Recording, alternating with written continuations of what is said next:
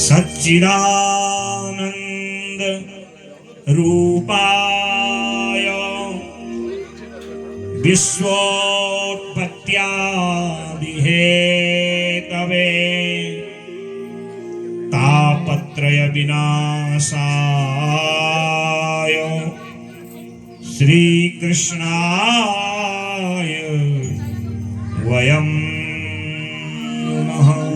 परम सौभाग्य का विषय है हमारे समस्त नैनवाल परिवार की ओर से उनके इस मातृभूमि में श्री नारायण दत्त नैनवाल जी उनके पुत्र इष्ट मित्र बंधु बांधवों के स्नेह प्रेम भक्ति भाव से कलिमल को पावन करने वाली पावनी ज्ञान गंगा स्वरूपा श्रीमद् भागवत महापुराण, परम मंगलमय श्रीमद् भागवत महापुराण, जिसको संत भक्त और ज्ञानी कल्प वृक्ष भी कहते हैं, क्योंकि ये भागवत की कथा समस्त कामनाओं को पूर्ण करने वाली कथा है। तो यदि कोई 7 दिन तक नियम से, जो भागवत का नियम है उससे यदि भागवत की कथा सुने और वो जो मांगे, ये भागवत कल्प वृक्ष उसकी समस्त कामनाओं को पूर्ण करता है। कल्प वृक्ष माने जिसके आश्रय में बैठ के हम जो भाव रखें, जो संकल्प रखें, जो कामना रखें, वो मिल जावे, ऐसा यह भागवत का कल्प वृक्ष स्वरूप है। संसार में 2 चीजें बड़ी दुर्लभ हैं, एक है चिंतामणि और एक है कल्प वृक्ष। यदि आप चिंतामणि से निवेदन करिए, अर्थात जिसके पास चिंतामणि रहती है, फिर संसार की कोई भी वस्तु किसको चिंता नहीं होती। वो जो सोचे उसकी समस्या का निदान चिंतामणि कर देती है। और दूसरा, समस्त कामनाओं को पूर्ण करने वाला है कल्प वृक्ष। कल्प वृक्ष माने आपने जो भी कल्पना करी, आपने स्वादिष्ट भोजन मांगा, सुंदर गहना मांग लिया, सुंदर जो है वस्त्र मांग लिया, दुनियादारी का पूरा सामान मांग लिया, तो कल्प वृक्ष आपको सारी जो है अष्ट सिद्धि नवनिधियां भी प्रदान कर देता है। परंतु इन दोनों से भी जो श्रेष्ठ है वह है श्रीमद् भागवत महापुराण। यदि आप चिंतामणि और कल्प वृक्ष से कहोगे कि हमें भागवत का फल प्रदान कर दो, उनमें भी ये सामर्थ्य नहीं है।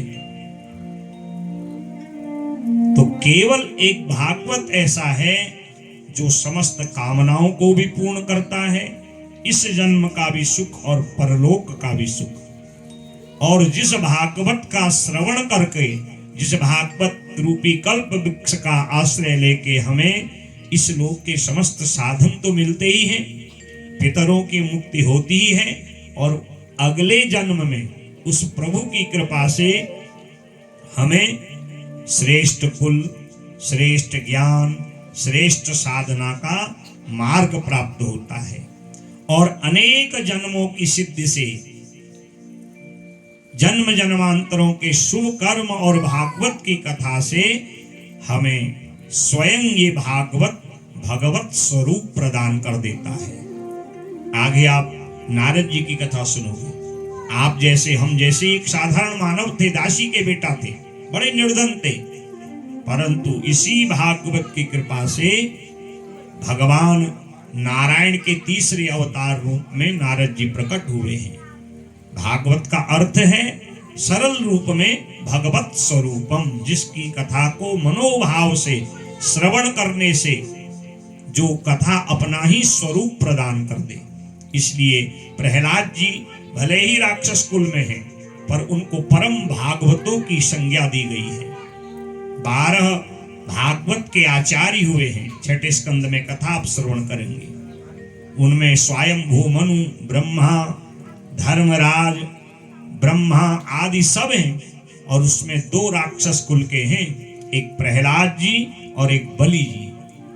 ये सब भगवत कृपा से भागवत स्वरूप हो गए। इसलिए भागवत का जो मनोभाव से श्रवण करते हैं, संकल्प भाव जिनके मन में अर्थात जिनका मन कथा में पूर्ण रूप से समर्पित हो जाता है। अब शरीर, आप तो कहेंगे महाराज हमने बहुत कथाएं सुन ली, अब शरीर कथा सुन रहा है, जो हमारा मन है कथा किसने सुनना है? मन ने। तन्मे मनः शिव संकल्पमस्तु, हमारा मन कल्याणकारी बने उसके लिए एक सरल साधन है कि जो भी कर्म करो उसको मन से करो, कॉन्संट्रेशन, एकाग्रता, और एकाग्रता से किए हुए कार्य की सफलता मिलती है। कई लोग इसमें अध्यापन कार्य करने वाले लोग होंगे, अक्सर अपने विद्यार्थी स्टूडेंट से कहते होंगे कि भैया पढ़ाई में एकाग्रता रखो, कॉन्संट्रेशन की आवश्यकता है। और जो विद्यार्थी पढ़ने में एकाग्र भाव से पढ़ता है, गुरु की बात को ध्यान से जो सुनता है, वही परीक्षा में सफल होता है। सफल ही नहीं होता बल्कि उसके सबसे ज्यादा अंक भी आते हैं, सम्मान भी उसको मिलता है। वैसे ये कथा रूपी कक्षा है, इस कक्षा में शरीर से कम मन से कथा को सुनना चाहिए। शरीर बैठा है और मन मनी राम जी दुनिया का हिसाब किताब जोड़ घटाना लगाने में है, तो कहां से उसका फल मिलेगा? और ये कथा प्रत्यक्ष फल प्रदान करती है। मैं अपने ही इस 30-35 वर्ष की अवस्था की जो कथा यात्रा है, सन 89 से लेके आज तक, पहली कथा 89 में, और तब से निरंतर ये कथा रूपी गंगा बह रही है और मैं उसमें गोते भी लगा रहा हूं और लोग भी उसमें गोते लगा रहे हैं। ऐसी जो भागवत कथा है, उसको जो मनोभाव से श्रवण करते हैं उनके सारे संकल्प पूर्ण होते हैं। ये कथा कामधेनु गैया के समान है, ये कथा कल्प वृक्ष है, ये कथा चिंतामणि है। ये श्लोक का सुख तो देती है, संकल्पों को पूर्ण करती ही है, साथ ही साथ अनेक जन्मों की इस कथा के पुण्य से ये कथा हमें भगवत स्वरूप प्रदान कर देती है। इस भागवत के अनेक अर्थ हैं, जो भगवत स्वरूप प्रदान करे, अपना ही रूप अपने भक्त को दे दे, वो भागवत कथा है। भगवतः इदम, जो साक्षात राधा कृष्ण का शब्दमय रूप है। भागवत जी में 18,000 श्लोक हैं, 335 अध्याय हैं, 12 स्कंद हैं। भक्ति और ज्ञान वैराग्य रस इसमें लबालब भरा है। ये भागवत साक्षात भगवान श्री हरि नारायण का, राधा कृष्ण का एक विग्रह है, एक मूर्ति स्वरूप है। जैसे शरीर में मुख्य 12 अंग होते हैं, इसीलिए भागवत जी में 12 स्कंद हैं, 335 अध्याय। ये अंग प्रत्यंग भगवान की नाड़ी हैं, भगवान के एक एक अंग उपांग हैं। और भागवत जी का जो 10वां स्कंद है, जो सबसे बड़ा स्कंद है, जिसमें 90 अध्याय में भगवान श्री कृष्ण की लीला अवतारों का वर्णन है। भगवान के प्राकट्य से लेके स्वधाम गमन तक की कथा, उसको भागवत का हृदय कहा जाता है। जैसे हृदय को स्थिर रखने के लिए, मेंटेनेंस करने के लिए 5 प्राणों का संतुलन होना परम आवश्यक है, वैसे ही भागवत जी के 10वें स्कंद में रास पंचाध्यायी है, रास के 5 अध्याय हैं। ये भगवान के प्राण हैं। हम केवल यहां बैठ के कथा नहीं सुनते, बल्कि जो एक एक शब्द है, एक एक श्लोक है, उसके उच्चारण से, उसके श्रवण से ये भागवत हमें राधा कृष्ण का स्वरूप प्रदान कर देता है। पर शर्त है कि इस कथा को मनोभाव से श्रवण करिए। और इस कथा को सुनने के 2 ही श्रोता हैं, 2 ही अधिकारी हैं। पहला है रसिक और दूसरा है भावुक। मुहुरहो रसिका भूई भावुका। इस कथा को सुनने का परिणाम आनंद उन्हीं को मिलता है जो रसिक बन के कथा सुनते हैं। जो भावुक अर्थात जैसी कथा, कई बार ऐसे प्रसंग आते हैं कि श्रोताओं के नेत्र से जल बरसने लगता है, और जल उसी के आंखों से निकलेगा जो भाव से कथा सुनेगा। जैसी कथा वैसा भाव। ऐसे जो भावुक और जो रसिक भक्त हैं उन्हीं के लिए कथा है। ये कथा कोई मनोरंजन का जो है साधन नहीं है, समय बिताने का, निमंत्रण मनाने का साधन नहीं है। हजारों श्रोता कथा सुनते हैं और वास्तविक अधिकारी गिने चुने 4-6 ही लोग होते हैं।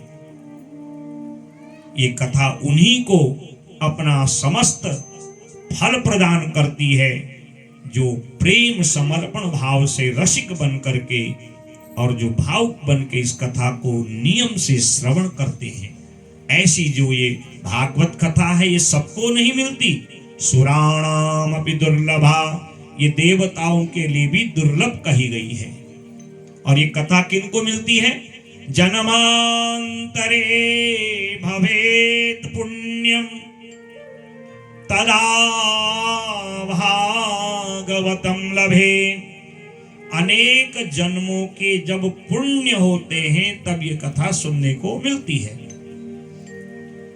अभी कोई सज्जन कह रहे थे आज तो गुरुजी बारिश आ गई, अब तो श्रोता आएंगे नहीं आएंगे, और जो कलश यात्रा में आए थे वो शायद चले भी जाएंगे। अब जिसके भाग्य में होगा, वर्षा आए, घाम आए, शीत ऋतु आए, जो भगवान का भक्त होगा, जिसने संकल्प लिया है कि मैंने सुनना ही है, बारिश आए, मौसम बिगड़े सुधरे, ये तो इस शरीर के लिए है ना, मन को तृप्त करने के लिए कथा है। और जिसकी मन में भगवान के प्रति आकुलता, व्याकुलता, उसको प्राप्त करने की लगन होती है, वो दुनियादारी नहीं देखता, वो ठाट बाट नहीं देखता, वो ऐसो आराम नहीं देखता। ये 7 दिन है आप लोगों के लिए, क्योंकि कोई कारोबारी है, कोई सामाजिक सेवा में लगा है, कोई नौकरी वाला है, कितना समय है। और कलयुग का जो समय है वो सुविधावादी है, साधनों को जोड़ने का युग है। हर व्यक्ति निरंतर प्रयत्नशील है। साधन कम न साधन अधिक, और साधना करना कौन चाह रहा है? कोई चाह रहा है कि मैं साधना करूं, 7-8 दिन तक नियम संयम का पालन करूं। किसी का तो संकल्प है कि भाई हमने कथा 7 दिन तक करनी है, और जो सारी व्यवस्था हो रही, कोई 1-2 दिन की व्यवस्था नहीं है। 1.5-2-2.5 महीना पहले ही जो है इसकी रूपरेखा बनी, मेरे को निवेदन आया, इसकी रूपरेखा बनी, तब ये सारा रस प्रदान और रस को ग्रहण करने का समय है। तो ये हमारा 7 दिन का समय निरर्थक न होवे। जिस संकल्प को लेके कथा हमने यहाँ पर आज श्री गणेश की है, ये मंगलमय कथा हमारे समस्त मनोरथों को पूर्ण करे, क्योंकि ये भगवान के पावन मंगलमय नाम की व्याख्या करने वाली कथा है। भागवत का एक अर्थ है जो भगवत स्वरूप प्रदान करे। जो कथा भगवान के चरणों से उनके मुखार बिंद का दर्शन करा दे, हृदय में उनके आनंद की अनुभूति करा दे। इसीलिए तो बाबा कैलाश पर्वत में माँ पार्वती के साथ बैठ के इसी भगवान के पावन नाम को जपते हैं। मंगल भवन अमंगल हारी, मंगल भवन अमंगल हारी, मंगल भवन अमंगल हारी, मंगल भवन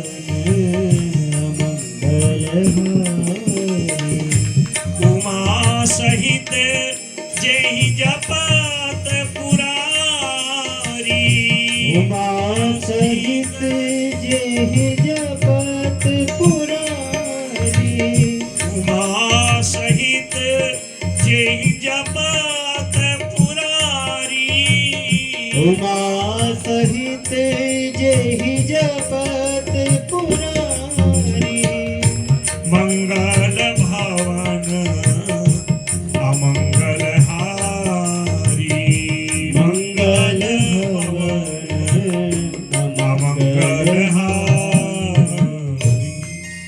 ये कथा समस्त मंगलों को प्रदान करने वाली और समस्त अमंगलों का हरण करने वाली है। इस कथा को केवल हम ही नहीं, आप तो हर वर्ष शायद रामचरितमानस का अखंड पाठ कराते हैं माँ के मंदिर में, मैंने ऐसा सुना है, और निरंतर अनेक वर्षों से हो रहा है। तो जो राम कथा, जो रामायण है, रामचरितमानस, वो क्या है? माँ पार्वती और शिव का संवाद है। सुनने वाली कौन है? माँ पार्वती।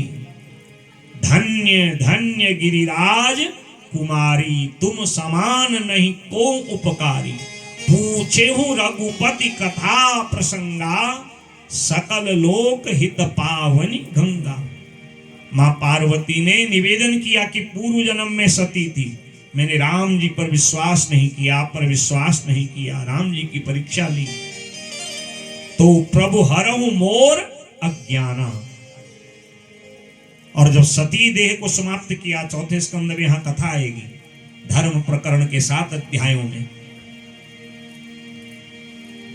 सती ने अपना जब देह त्याग किया, उससे पूर्व प्रतिज्ञा करी, सती मरत हरिसन बरु मागा, जन्म जन्म शिव पद अनुरागा।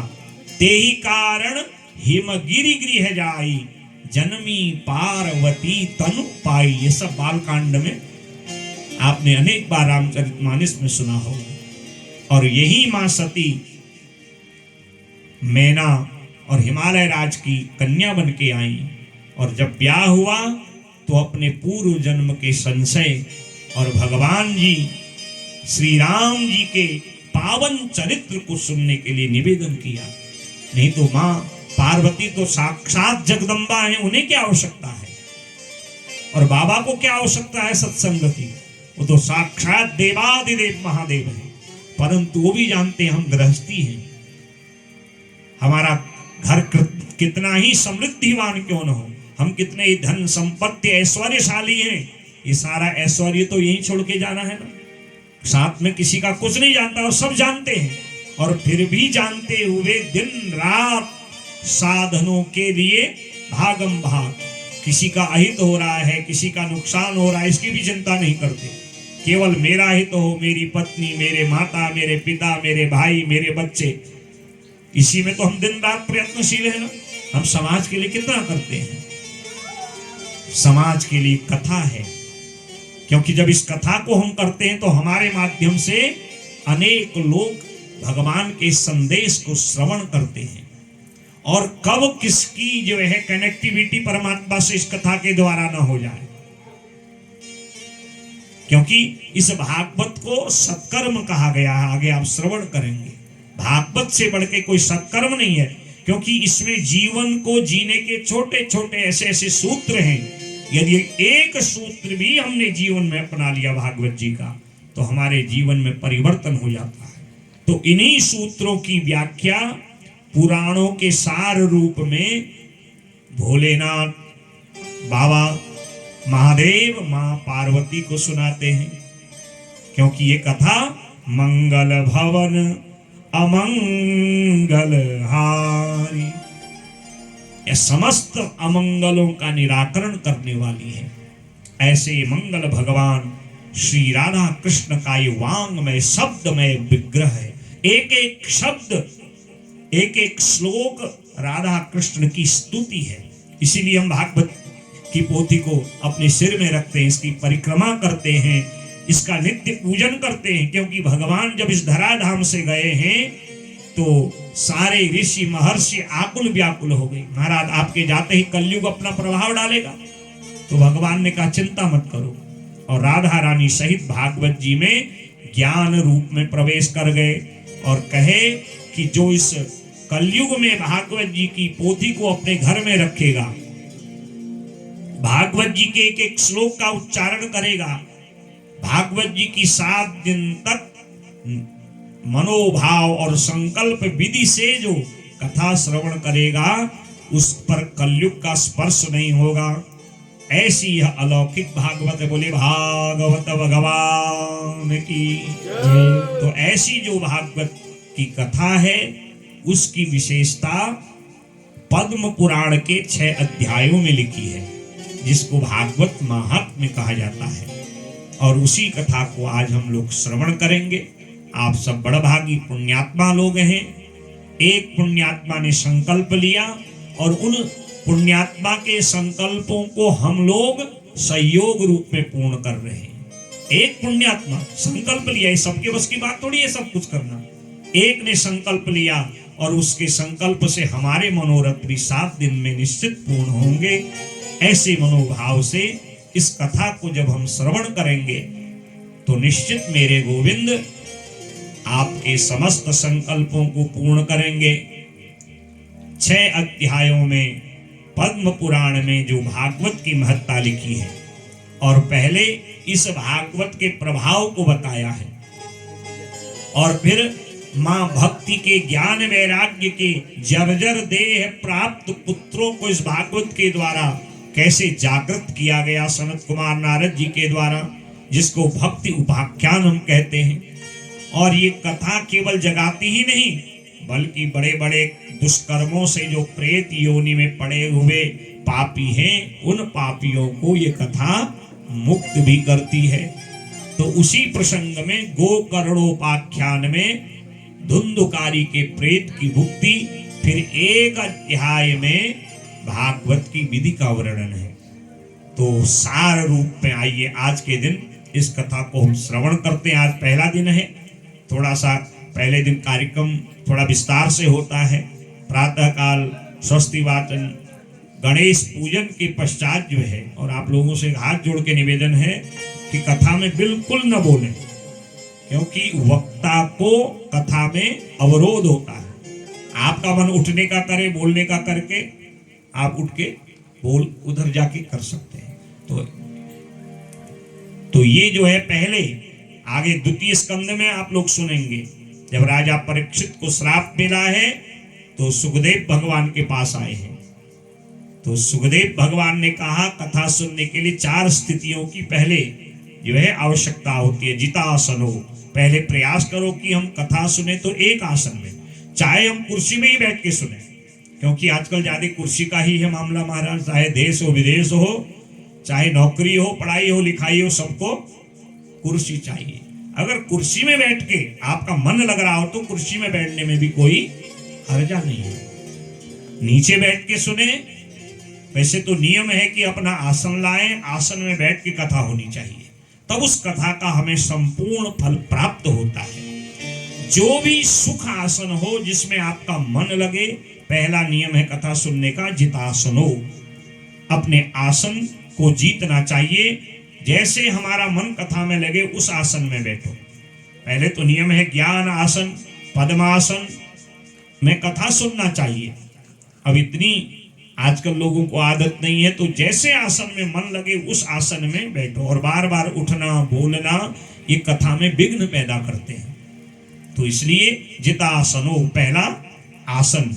जित संगो, ये जितने भी संग दोष हैं दुनिया के, दुर्गुण हैं, कम से कम 7 दिन इनको जीतने का प्रयास करो। अगर हमारे अंदर कोई दुर्गुण है, हम गलत चीज को खाते हैं, पीते हैं, हमारे वाणी से कोई ऐसे शब्द, शैली आजकल लोगों की बड़ी विचित्र हो गई है, छोटे छोटे बच्चे भी ऐसे शब्द बोलते हैं जो नहीं बोलना चाहिए। तो कम से कम 7 दिन अभ्यास करो। क्या पता भागवत की कृपा से 7-8वें दिन आप में परिवर्तन आ जाए। तो जित संगो, दोषों को जीतो और दुर्गुणों का त्याग करो। जितासनो जितश्वासो, जो हम इन वाणी के द्वारा दुनिया की चर्चा करते हैं, इस 7 दिन केवल चर्चा गोविंद के नाम की हो। श्री कृष्ण गोविंद हरे मुरारे, हे नाथ नारायण वासुदेव। श्री कृष्ण गोविंद हरे मुरारे, हे नाथ नारायण वासुदेव।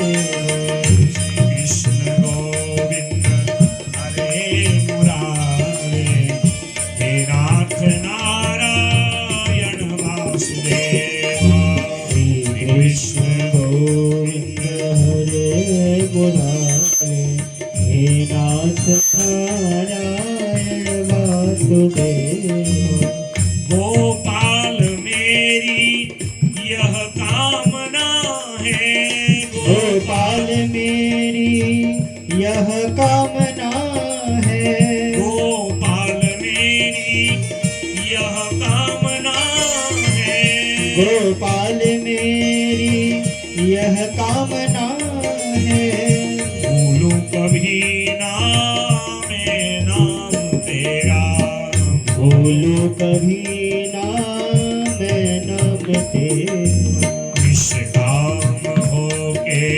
दिन रात गाऊं, इस काम हो के दिन रात गाऊं। हे नाथ नारायण वासुदेव। सब गाइए। नाथ नारायण वासुदेव।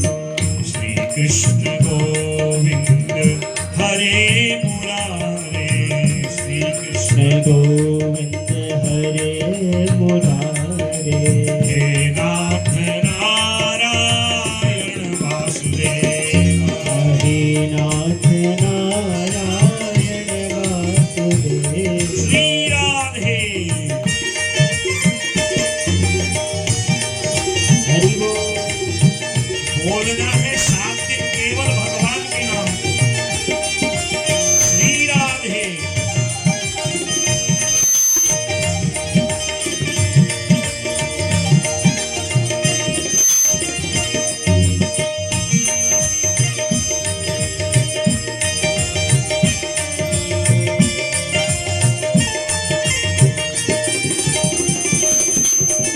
माता यशोदा हरि को बुलावे, माता यशोदा हरि को बुलावे। माता यशोदा कान्हा को बुलावे, माता यशोदा कान्हा को बुलावे। जागो उठो मोहन नींद खोलो, जागो उठो मोहन नींद खोलो। बछड़े गाय तुमको पुकारे, बछड़े गाय तुमको पुकारे। हे नाथ नारायण वासुदेव। हे नाथ नारायण वासुदेव। हे नाथ नारायण वासुदेव। हे नाथ नारायण वासुदेव। दोनों हाथ से सेवा देते हुए श्री राधे। हरि बोल।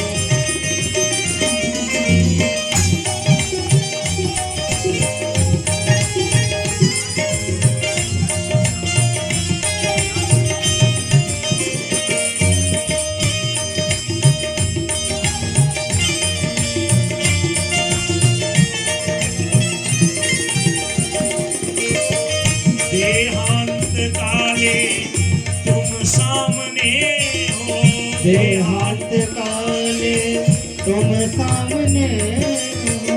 देहांत काले तुम सामने हो, देहांत काले तुम सामने हो।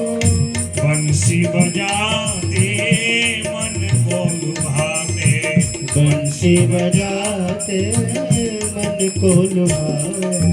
देहांत काले तुम सामने हो, देहांत काले तुम सामने हो।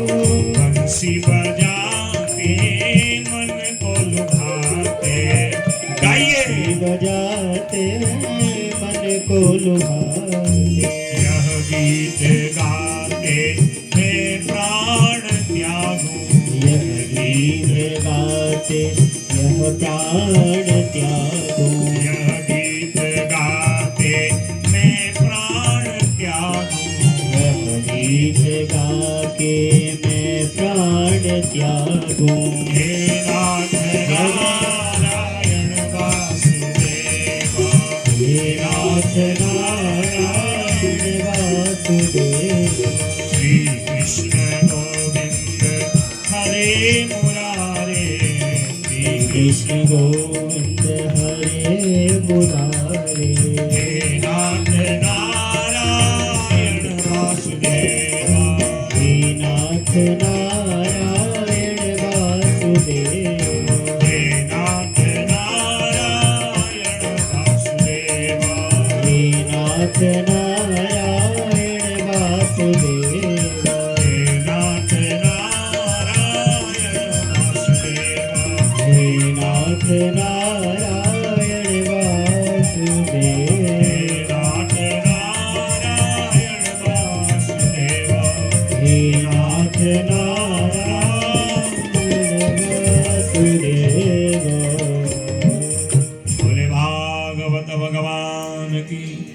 भक्त वत्सल भगवान की जय जय जय। श्री राम। जो मनोभाव से इस कथा को सुनते हैं, इसलिए जितस्वासो, कम से कम 7 दिन आदत सुधारो।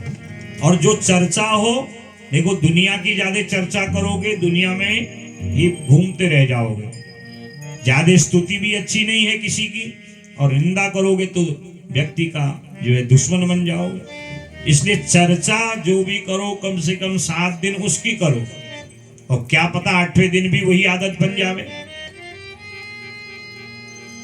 और जितेंद्रिय हो, कम से कम 7 दिन नियम संयम का पालन करो, ब्रह्मचारी बनो, एक क्षौर कर्म, 7 दिन बाबा बन जाओ।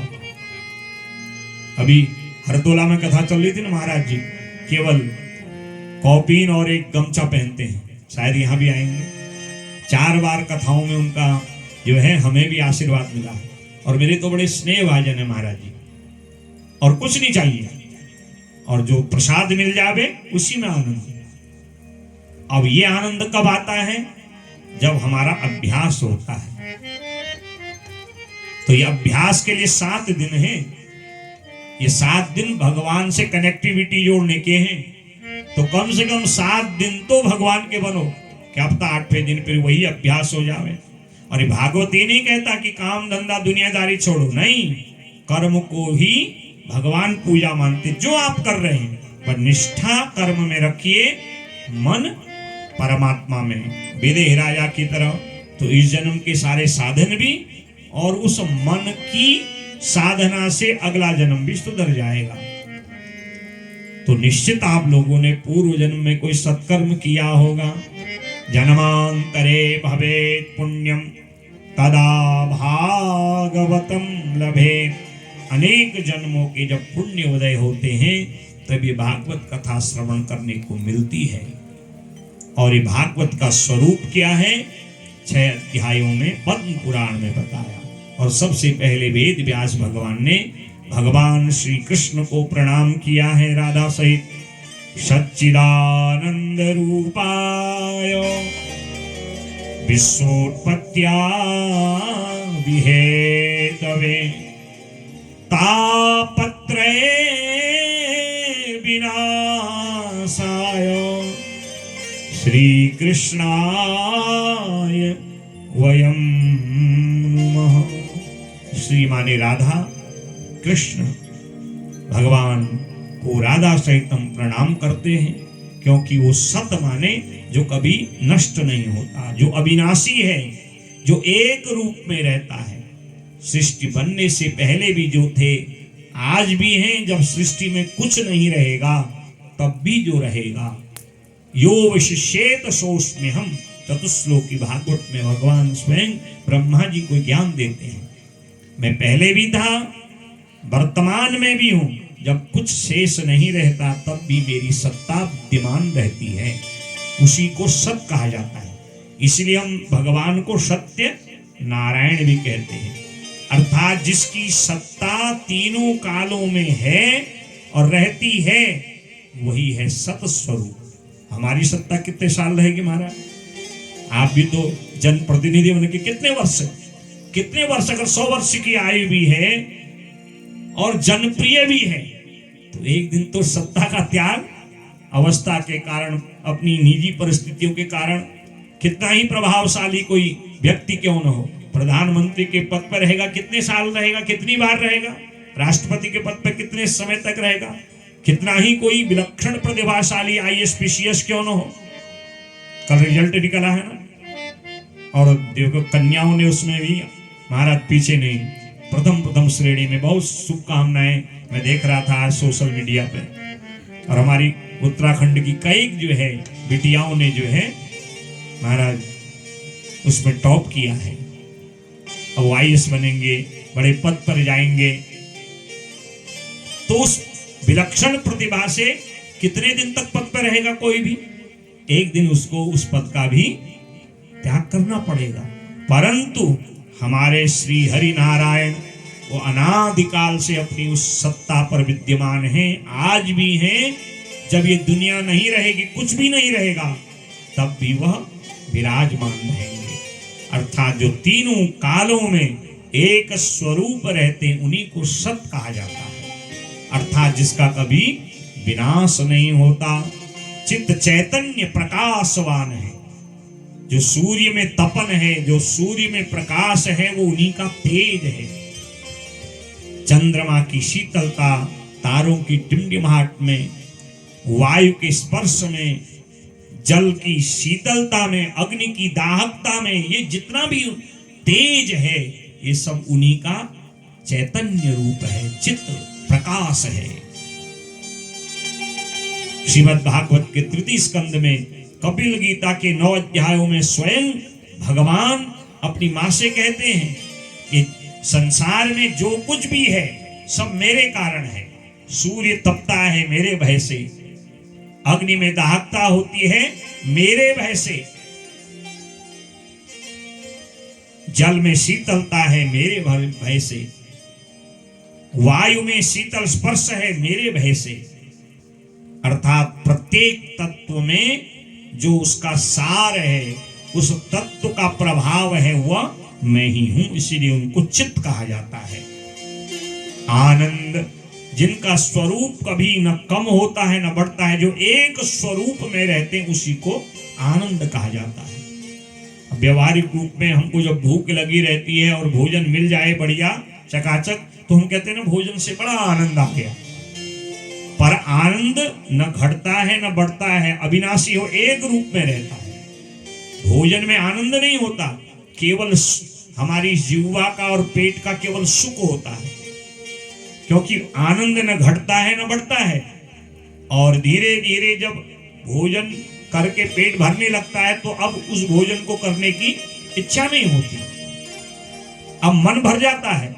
और फिर धीरे धीरे जब वो अपना प्रभाव समाप्त करता है उदर में, तो फिर भूख लगने लगती है। तो आनंद नहीं, वो संसार का सुख है। संसार के जितने भी साधन हैं, उनसे जो कुछ हमें ग्रहण करने को मिलता है वो आनंद नहीं, वो केवल सुख है। आनंद तो केवल परमात्मा का ही स्वरूप है, इसीलिए उनको सच्चिदानंद कहा जाता है। बोले सच्चिदानंद भगवान की जय। विश्वोत्पत्त्यादि हेतवे, जो संसार के उत्पत्ति के कारण है, उन्होंने संकल्प किया एको हम बहुश्याम प्रजाइए। उनके संकल्प करते ही ये सृष्टि बन गई। और तापत्रय विनाशाय, 3 प्रकार के जो ताप हैं, श्रीमद् भागवत महापुराण के तृतीय स्कंद में देवहूति मां को स्वयं कपिल देव भगवान 9 अध्यायों में 3 तापों से निवृत्त होने का साधन बताते हैं। और ये 3 ताप क्या है? दैहिक, दैविक, भौतिक ताप। दैहिक, दैविक, भौतिक ताप। दैहिक, दैविक, भौतिक ताप। दैहिक, दैविक, भौतिक ताप। राम राज काहू नहीं व्यापार। राम राज्य काहू नहीं व्यापार। राम राज काहू नहीं व्यापार। राम राज्य काहू नहीं व्यापार। दैहिक, दैविक, भौतिक ताप। दैहिक, दैविक, भौतिक ताप। 3 प्रकार के ताप हैं, ये 3 कांटे हैं। और इन 3 कांटों से संसार का कोई भी प्राणी बचा नहीं हमारा, चाहे वो ज्ञानी हो, धनवान हो, संपत्तिशाली हो, यहां तक कि वो चक्रवर्ती सम्राट भी यदि क्यों न हो, संसार की इंद्रादि लोकों की संपदा का मालिक भी क्यों न हो, महाराज, सारे विश्व में जिसका साम्राज्य फैल रहा हो वो व्यक्ति क्यों न हो, चाहे वो रंग क्यों न हो, मूर्ख क्यों न हो, विद्वान क्यों न हो, स्त्री हो या पुरुष हो, कोई भी जीव 3 प्रकार के तापों से, ये 3 कांटों से वंचित नहीं है। किसी को 3 के 3 कांटे लगे, किसी को 2, 1 कांटा तो सबको लगा है। ये 3 प्रकार के ताप हैं। वो ताप हैं दैहिक, दैविक और भौतिक। कोई शरीर से परेशान है, सब कुछ है महाराज। आपने देखे होंगे बड़े बड़े धन वाले, सेठ वाले, और ऐसी ऐसी बीमारियां, जब वैद्य डॉक्टर के पास जाते हैं, डॉक्टर कहते हैं देख ज्यादा खाएगा तो दुनिया से जल्दी जाएगा। सारी चीजों की रखवाली कर रहा है, करोड़ों का कारोबार है, 50-60 लाख करोड़ की गाड़ी में घूमता है, सब कुछ है, और खाता है गेहूं की रोटी का छिलका और मूंग की छनी दाल। बताओ। और सारा जीवन कमाने में लगा दिया और उसका भोग नहीं कर सकता, क्योंकि वो इस दैहिक अपने शरीर के क्लेशों से परेशान है। क्योंकि ऐसी ऐसी बीमारियां हैं। अब रसगुल्ला खाने को मन है, डॉक्टर ने कह दिया महाराज आपको डायबिटीज की बीमारी है, मधुमेह की, और मन को नहीं मारोगे, खाओगे तो गोविंदाय नमो नमो, किडनी फेल हो जाएगी, हार्ट फेल हो जाएगा। अब खाते हुए भी मन तो खाने को है पर खाना नहीं है। क्या है? केवल चौकीदार, केवल यहाँ रक्षा करने आए, देख रेख करने के लिए। खाने वाला तो उसको कोई और है। कोई दैहिक रूप से कुछ शरीर की बीमारियों से परेशान है, और कुछ लोग दैविक प्रकोप होता है ना हमारा। सब कुछ है घर में, शांति नहीं है हमारा। आज इस देवता को पूजो, कल उस देवता को। हमारी पर्वती भाषा में कितने मुट्ठी चावल, कितने कुंटल चावल तो पुछारों को दिखाने में समाप्त हो जाते हैं। सब कुछ है हमारा।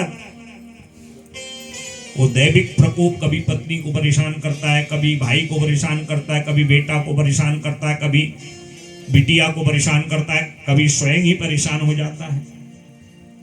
और तीसरा है मानसिक आध्यात्मिक रोग। सब कुछ है और बढ़िया चल रहा है, शरीर भी स्वस्थ है, कारोबार है, गाड़ी है, नौकर चाकर, सब कुछ है हमारा। दुनिया के लोग पहचानते भी हैं, परंतु मानसिक ऐसी, उसको ऐसी टेंशन है, हाइपर टेंशन है, वो अपनी ही बातों से, अपनी ही समस्याओं से घिरा हुआ है, और उसका निदान कुछ नहीं है। डॉक्टर के पास गया, उसने भी दिमाग को सुन करने वाली गोली दे दी, और 2 घंटा नींद आती, फिर आकुलता व्याकुलता, सब कुछ होते भी नहीं खा सक रहा है, और सब कुछ होते हुए भी आनंद नहीं ले पा रहा है, साधनों को भोग नहीं पा रहा।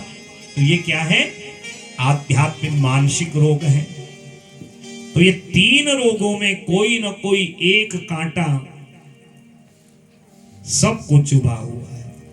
और हां, यदि इन 3 तापों की निवृत्ति चाहते हो, तापत्रय विनाशाय, ये 3 कांटों का प्रभाव कम करना चाहते हो। जैसे शरीर में पीड़ा है, सिर में दर्द है, आत्माओं में दर्द है, घुटना में दर्द है, कमर में दर्द है, पीठ में दर्द है। अब कैसे काम होगा? तो चिकित्सक के पास गए और उसने एक इंजेक्शन लगा दिया, गोली दे दी। रोग तो शरीर में है, पर उस दवा के प्रभाव से हमारे अनुभव में नहीं आ रहा और हम काम कर ले रहे हैं।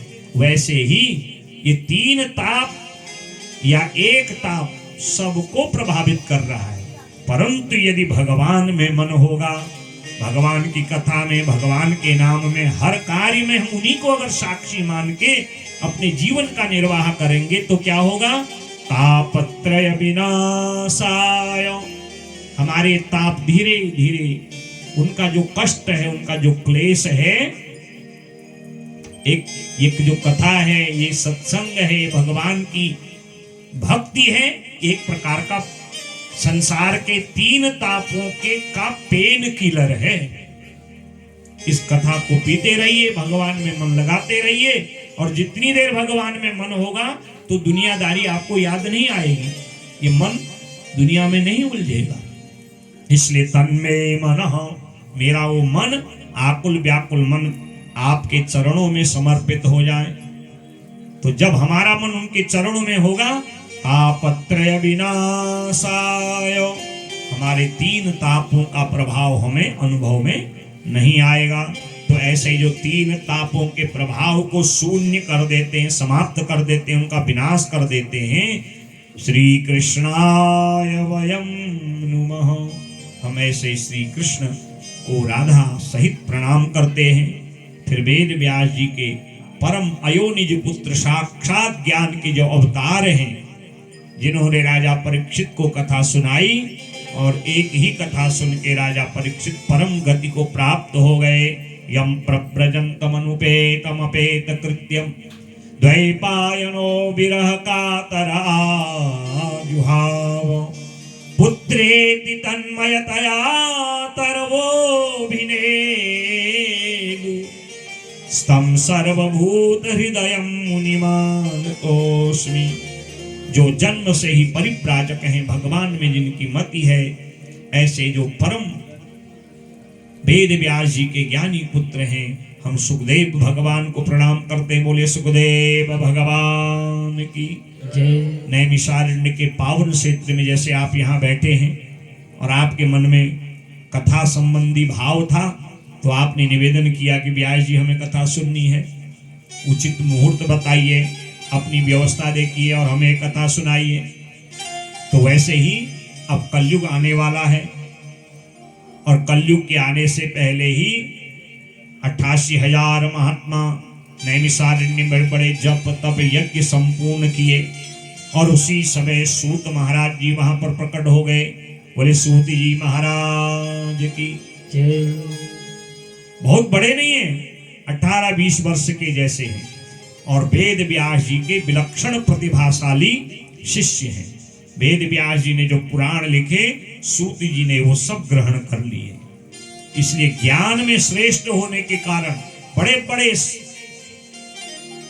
वर्षों तक तप करने वाले महात्माओं को भी नतमस्तक उनके आगे होना पड़ रहा है। सूत जी आए, ऊंचा आसन दिया, नैमिषारण्य की उस तपोभूमि में सौनक आदि महात्मा 88,000 महात्मा हैं, उनमें सौनक जी एक प्रतिनिधि बन गए। अब सब प्रश्न करेंगे, उत्तर कैसे मिलेगा? तो सब 88,000 महात्माओं के प्रतिनिधि बन गए सौनक महाराज, और उन्होंने सूत जी को ऊंचे आसन में बैठाया। वक्ता को ऊंचे आसन में हम इसलिए बैठाते हैं तब, ताकि सब तक उनकी जो है नजर पहुंच जावे, और श्रेष्ठ व्यक्ति को अपने आसन से ऊंचा आसन देना भी चाहिए। और तब सौनक जी ने हम आप सब कलयुग के लोगों के कल्याणार्थ 5 श्लोकों में बड़े सुंदर प्रश्न किए, और उसी प्रश्न के उत्तर में उन्होंने भक्ति माँ की कथा और गोकर्णोपाख्यान में धुंधकारी की सदगति का वर्णन कर दिया।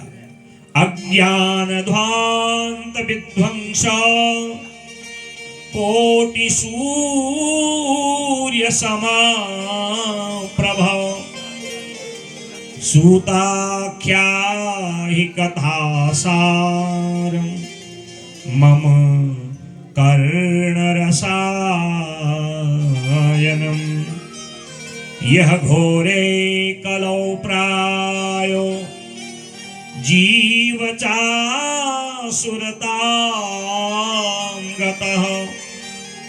क्लेशाकान्तस्य तस्यैव शोधने किं परायणम। बड़ी सुंदर निवेदन हम आप सब कलयुग के लोगों को लिए किया, क्योंकि वो जानते हैं कि कलयुग के लोग जो हैं साधनों के पीछे दिन रात लगे हैं, और साधना की उनको चिंता नहीं है। और यदि साधना नहीं करेंगे, साधन तो यहीं रह जाएंगे, तो सदगति कैसे होगी, कैसे अगला जन्म सुधरेगा? तो कहा कि इस कलयुग में आसुरताम गतः जीव, आसुरी वृत्ति, साधन हमारे पास होने चाहिए, हमारा घर साधन युक्त होना चाहिए। और साधनों को जोड़ते जोड़ते हम कभी कभी अविवेकी हो जाते हैं, अज्ञानी हो जाते हैं। उन साधनों को जोड़ने में हम विवेकहीन हो जाते हैं। किसी का हित हो रहा है, अहित का हो रहा है, नीति का है, नीति का है, न्याय का है, अन्याय का है, सब भूल जाते हैं। तो जो इस प्रकार की अनीति अधर्म की कमाई है, उसको आसुरी वृत्ति कहा जाता है। असुर माने राक्षस, राक्षस भी तो ऐसे ही करते हैं, छीना झपटी करके देवताओं की संपत्ति का, संत की संपत्ति का, ब्राह्मणों की संपत्ति का हरण करते हैं।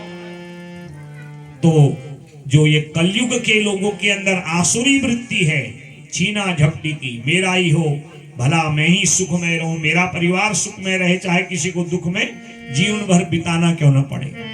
तो ऐसी आसुरी वृत्ति के जो कलयुगी लोग हैं, उनके अंतःकरण को पवित्र करने वाला कोई साधन है, उनको पवित्र करने वाली कोई कथा है, उनके अज्ञान को दूर करने वाली कोई कथा है। भक्ति ज्ञान विरागाप्तो विवेको वर्धते महान। जिस कथा के द्वारा भक्ति भी मिले, मुक्ति भी मिले और थोड़ा थोड़ा संसार के प्रति वैराग्य, त्याग भी मन में उत्पन्न हो जाए। और ऐसी जो कृष्ण प्राप्ति करम सस्व साधनम तद बदाधुना। श्री कृष्ण की भक्ति प्रेम रस को प्रदान करने वाली ऐसी कोई कथा, ऐसा कोई साधन है, बदाधुना, हमें उसको आप बताइए। तब सूति जी कहते हैं, हे ऋषि, हाँ ऐसी एक कथा है और उस कथा का नाम है श्रीमद् भागवतम। बोले भागवत भगवान की। काल व्याल मुख ग्रास त्रास निर्णास हेतवे श्रीमद् भागवतम शास्त्रम कलौ कीरेण भाषितम। काल रूपी जो ब्याल माने होता सर्प, और सर्प ये काल रूपी कैसा है, जिसका पेट कभी भरता ही नहीं है। जब से सृष्टि बनी है तब से इस काल रूपी ब्याल ने, अजगर ने, सर्प ने अपना मुंह खोला है और आए दिन इसके मुंह में हजारों लाखों जीव जा रहे हैं। एक दिन में कितने लोग इस दुनिया को छोड़ते हैं, कभी आपने कल्पना करी? और सब कहां जा रहे हैं? काल ब्याल, काल रूपी ब्याल के मुख में, सर्प में। और एक दिन हमारा आपका सबका नंबर है और सबको नंबर मिल चुका है, और जानते हुए हम लोग संसार के सुख साधनों को जोड़ने में उल्टे सीधे धंधे में लगे हुए, और सब लाइन में खड़े हैं। कोई जानता है मैंने कितने दिन रहना है? स्नान करने स्नानागार में जाता, वहीं पांव फिसलता है, सिर में चोट लगती है, गोविंदाय नमो नमो। खाता पीता ऐसो आराम से, अभी तो फोन आया था, स्वस्थ थे, अभी हृदय की गति, गोविंदाय नमो नमो। टेंशन हुआ, ब्रेन की जो है नस फटी, गोविंदाय नमो नमो। 50 लाख की 1 लाख की गाड़ी में जा रहा था कि थोड़ा जीवन को सुख से जीऊंगा, गोविंदाय नमो नमो। ऐसी घटना हो जाती है, आए दिन आप देखते हैं ना, क्योंकि ये काल बड़ा प्रभावशाली है, और इतना प्रभावशाली है कि नित्य प्रतिदिन कितने लोगों को अपना निवाला बनाता है। इसका पेट कभी भरता नहीं। काल ब्याल मुखग्रास। और आप हम ही नहीं, 84 लाख जीव जन्म ले रहे हैं और निरंतर इसका ग्रास बन रहे हैं, और ग्रास बनते हुए हम आप सब देख रहे हैं। थोड़ी देर हमको भी लगता है हमने भी जाना है, और फिर दुनियादारी में पड़ के हम उस मृत्यु को भूल जाते हैं। और ये भागवत कैसी है? जो भागवत मृत्यु को दिव्य बनाती है। राजा परीक्षित ने जब कथा सुनने का मन बनाया, क्यों? शमीक महात्मा के बेटा का श्राप मिला कि मेरे पिता का जो है अपमान किया, इसलिए 7वें दिन तेरी तक्षक के डसने से मृत्यु हो। भयाक्रांत हो गया, डर गया महाराज। तब मंत्रियों ने, संतों ने कहा, जाओ सुखदेव जी की शरण में, इस भय से निर्भय करेंगे। आकुल व्याकुल होके जब कथा सुनने का मन बनाया तो भयाक्रांत होके प्रश्न किया था कि मैं क्या करूं, 7वें दिन मृत्यु आएगी। तब सुखदेव जी ने कहा था, इदं भागवतम नाम पुराणं ब्रह्म सम्मतम अधीतवान द्वापरादौ पितुर्द्वैपायनादहम्। जिस कथा को मुक्ति के लिए मेरे पिता ने मुझे द्वापर के अंतिम चरण में सुनाई थी, जो भागवत कथा मैं तुझे सुनाता हूं, और मेरा ऐसा विश्वास है यदि तूने 7 दिन तक कथा मनोभाव से सुन ली, तेरे मन में सर्प से डस करके मरने का भय दूर हो जाएगा। और 12वें स्कंद की कथा सुनते सुनते आज स्वयं राजा परीक्षित कहता है, सिद्धोस्मि नुगृहीतोस्मि, आज मैं इस भागवत की कथा से सिद्ध हो गया हूं।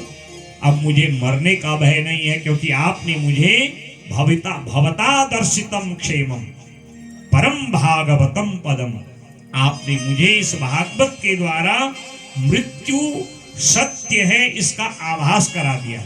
जानता तो मैं भी था, पर मुझे उसका आभास नहीं था, अनुभव नहीं था, मैं भी यही समझता था। परंतु मुझे अब लगता है कि जो आया है सो जाएगा, राजा रंक फकीर।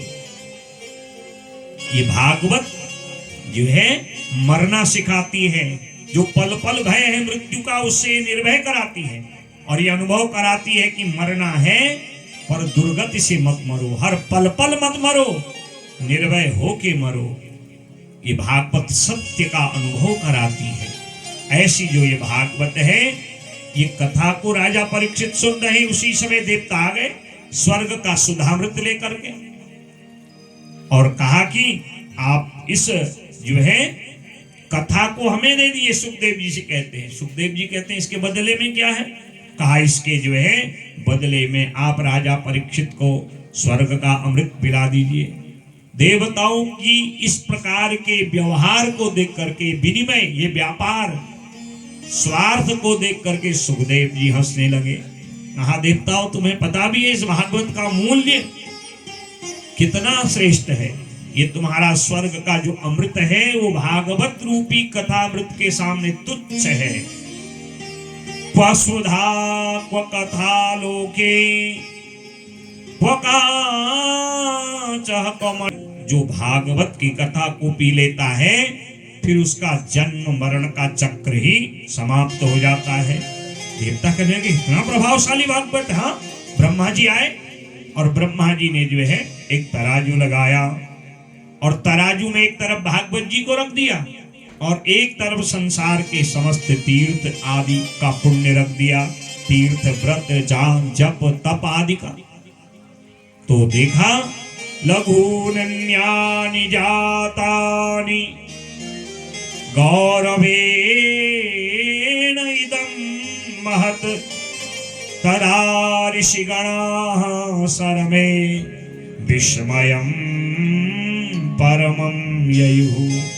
भागवत जी का पलड़ा फिर भी भारी का भारी, तब देवताओं को बड़ा विस्मय हुआ। धन्य है ये भागवत।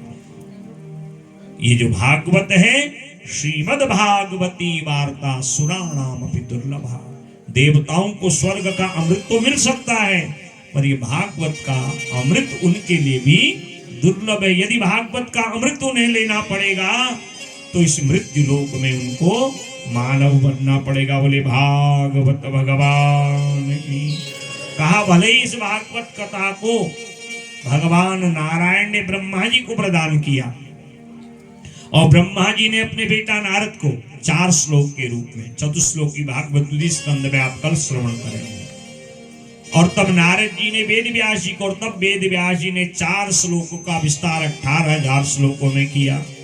फिर भी एक बार नारद जी ने इस कथा को विस्तार पूर्वक गंगा तट हरिद्वार पर श्रवण किया था।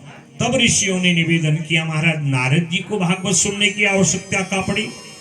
कहा कि एक बार नारद जी बड़े बेचैन खिन्न मन से भजन करते हुए बद्रीनाथ में आए, और सनत कुमारों ने उनको जब देखा तो उनकी आकुलता व्याकुलता को देख करके, अशांत मन को देख करके निवेदन किया, एकदा हि विशालायां चत्वार ऋषयो मलाः सत्संगार्थं समायाता ददृशस्तत्र नारदम्। जो नारद जी नित्य भजन करते हुए आते थे, श्रीमन नारायण नारायण नारायण श्रीमन नारायण, गाइए नारायण नारायण नारायण श्रीमन नारायण नारायण नारायण लक्ष्मी नारायण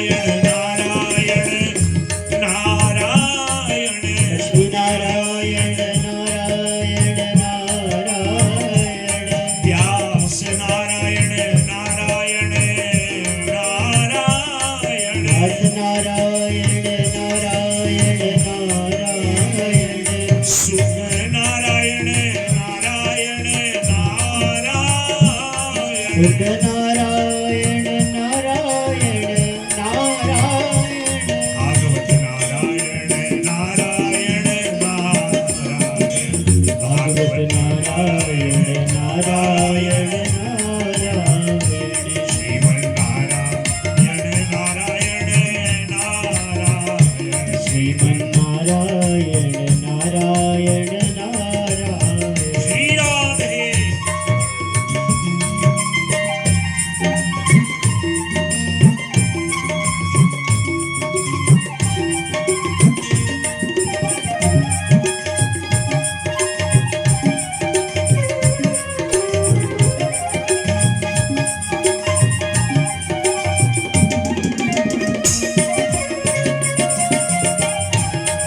हरि बोल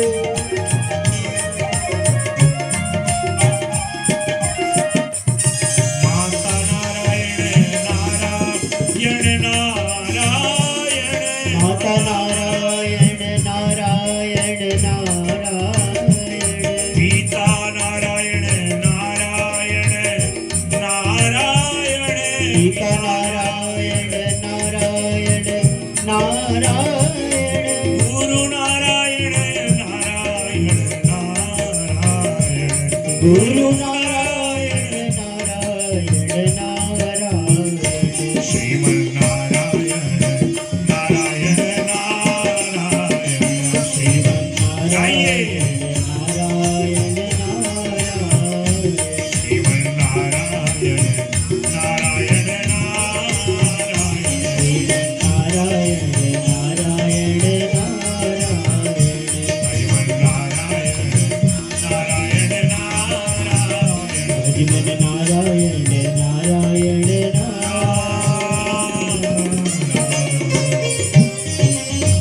बोले नारद जी महाराज की जय सनत कुमारों की जय बद्रीनाथ राम की जय जय राम।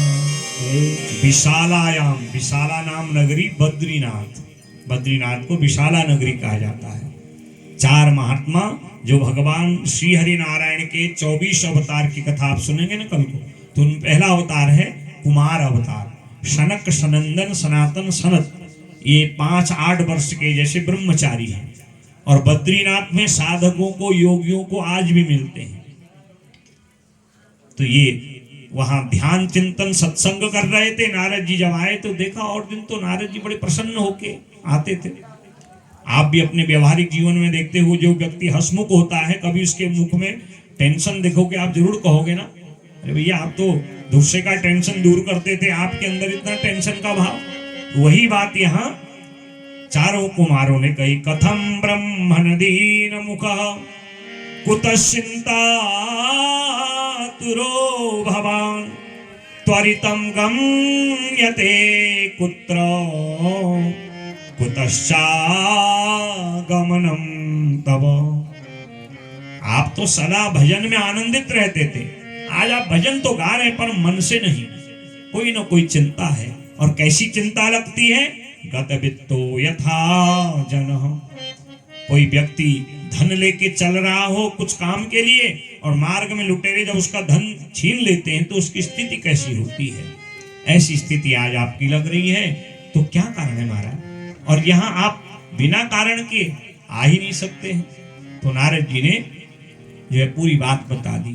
कहा मैं भजन करते करते पृथ्वी लोक में आया, क्योंकि मैंने जो है देखा कि पृथ्वी में बड़े बड़े लोक हैं, बड़े बड़े दिव्य तीर्थ हैं। अयोध्या है, मथुरा है, काशी है, अवंती है, द्वारावती है, अयोध्या है। ये सात जो है मोक्षदायिनी पुरियां हैं। इनका दर्शन करने मात्र से, स्मरण करने से ही व्यक्ति मुक्ति का अधिकारी हो जाता है।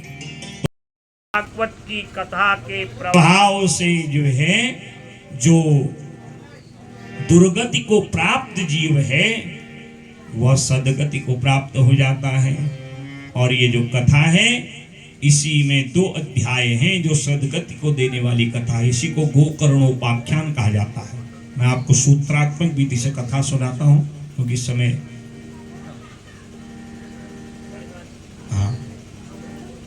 इसको गोकर्णोपाख्यान कहा जाता है।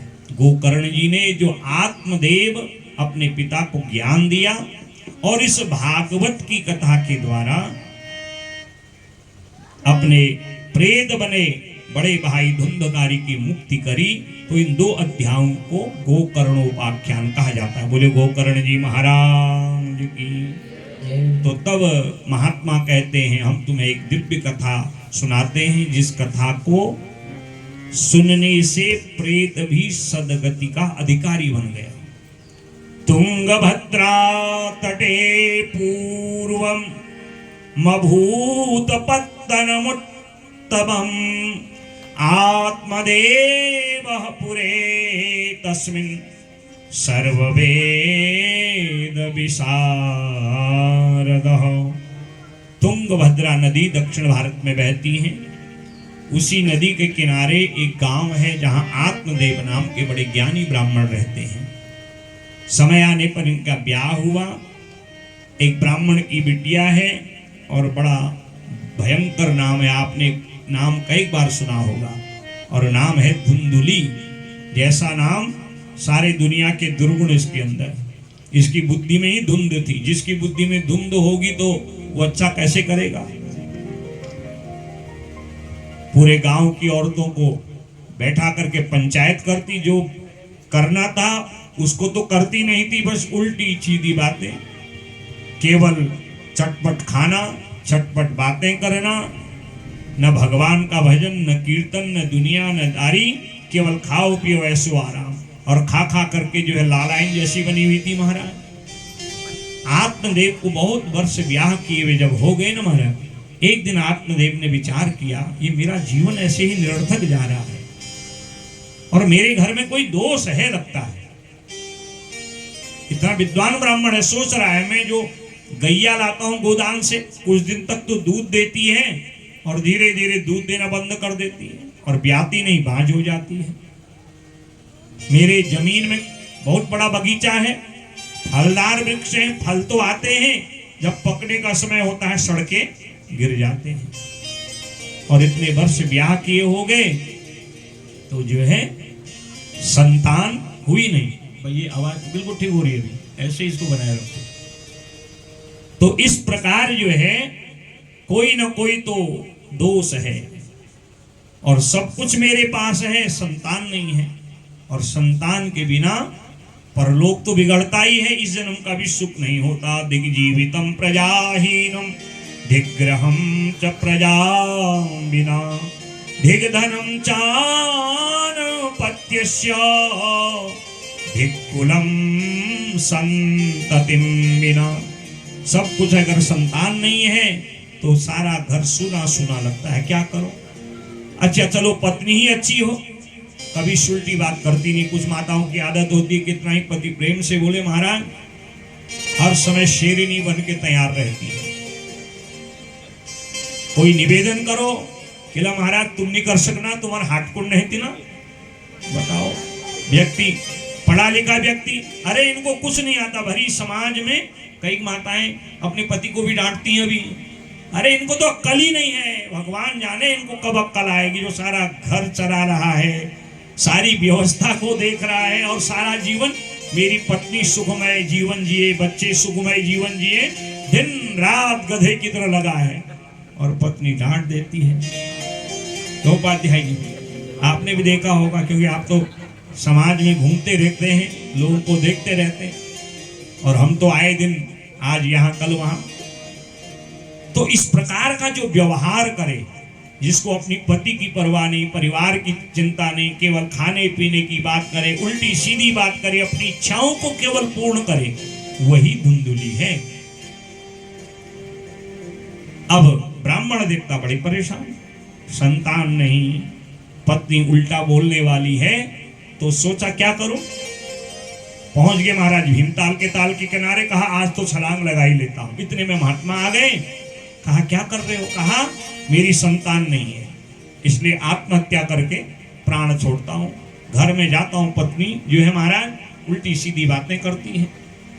महात्मा ने कहा ये मानव तन ऐसे नहीं मिला है, बड़े पुण्यों से मिला है, इतना विद्वान ब्राह्मण है और ब्राह्मण कुल में जन्म, अनेक जन्मों का पुण्य है महाराज। और तू जो मरना चाह रहा है जिस संतान के कारण मैं देख रहा हूं, सप्त जन्मावधि तब पुत्र नैव च नैव च, तू इस जन्म की छोड़ 7 जन्म तक तुझे संतान का सुख नहीं है। कहता तब तो मैं जल्दी ही डूब जाता हूं, और मैं डूबूंगा आपको भी दोष लगेगा।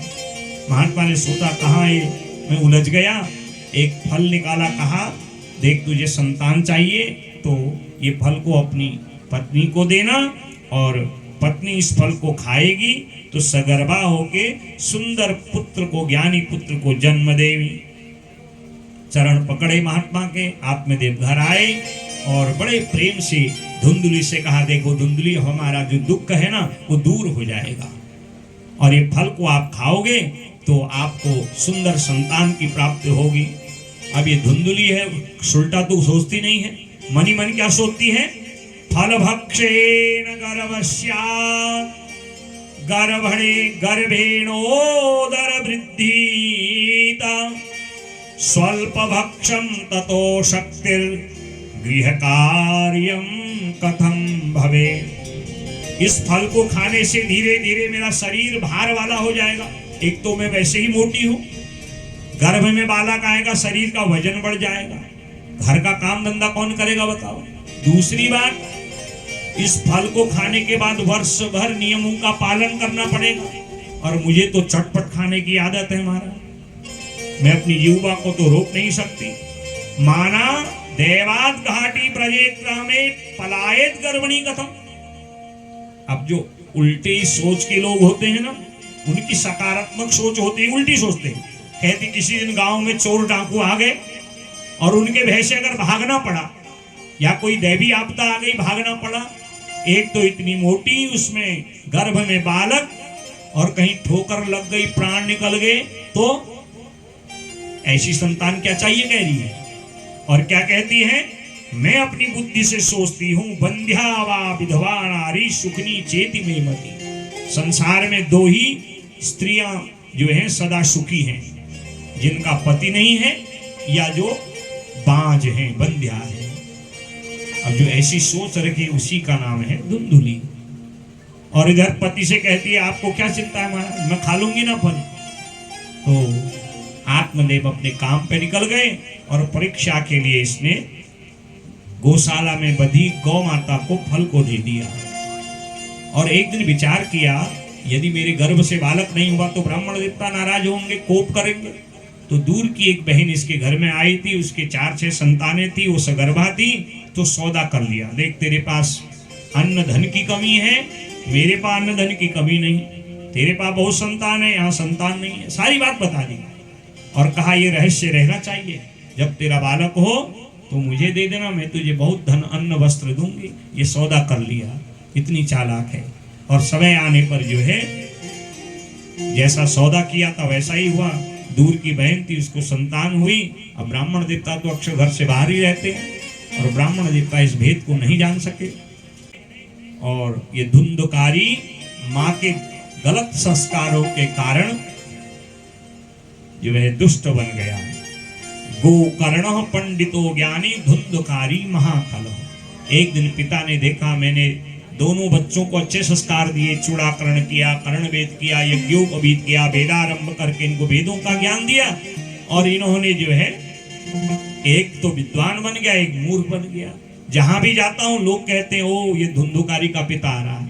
लोग पहले कहते थे बड़े ज्ञानी पंडित जी आ रहे हैं, और अब कहते हैं दुष्ट धुंधकारी का पिता आ रहा है। एक दिन आत्मदेव जी को बड़ी आत्मग्लानि हुई, और प्रातः काल संध्या आदि से निवृत्त हुए, दोनों हाथ गालों पर लगा के झरझर करके रोने लगे। गोकर्ण जी आए संध्या पूजन, क्योंकि गायत्री के उपासक और सूर्य के उपासक हैं गोकर्ण महाराज। अपने पिता के दुख को देख करके समझ गए ये सब बड़े भाई के कारण इनको क्लेश हो रहा है, क्योंकि वो जुआ खेलता था, 5 वेश्याओं को घर में ले आया, घर की संपत्ति को जो है मांस मदिरा जुए में समाप्त करने लगा। और इतनी ग्लानि का अनुभव हुआ आत्मदेव को कि कहीं जाने से कतराते थे, क्योंकि संतान है जिसके कारण पिता सुखी होता है, और संतान ही है जिसके कारण पिता को संसार का सबसे बड़ा दुख होता है। दुनिया का सुख हो न हो, यदि संतान आज्ञाकारी है तो वो सबसे बड़ा प्रभावशाली भाग्यशाली पिता माना जाता है महाराज। सब कुछ संपत्ति है, संतान दुष्ट हो गई, पुत्र सुपुत्र तो क्या धन संचय, पुत्र कुपुत्र तो क्या धन संचय। पिताजी ने कहा बेटा मेरे मन भागवत सुनने का है। हाँ पिताजी आप कहिए। और ऐसा देखो ये भाग्यशालियों को मिलता है। एक पुण्यात्मा से हम सब लोग पुण्य का लाभ ले रहे हैं। आत्मग्लानि में डूब गए। गोकर्ण जी ज्ञानी है और 3 श्लोकों में बड़ा सुंदर, जिसको हम गोकर्ण की कथा कहते हैं, बड़ा सुंदर ज्ञान दिया। देहे स्तिमां सुरुधिरे विमतिं त्यजत्वं जाया सुतादिषु सदा ममतां विमुञ्च पश्यानिशं जगदिदं क्षणभङ्गनिष्ठं वैराग्यरागरसिको भवभक्तिनिष्ठः।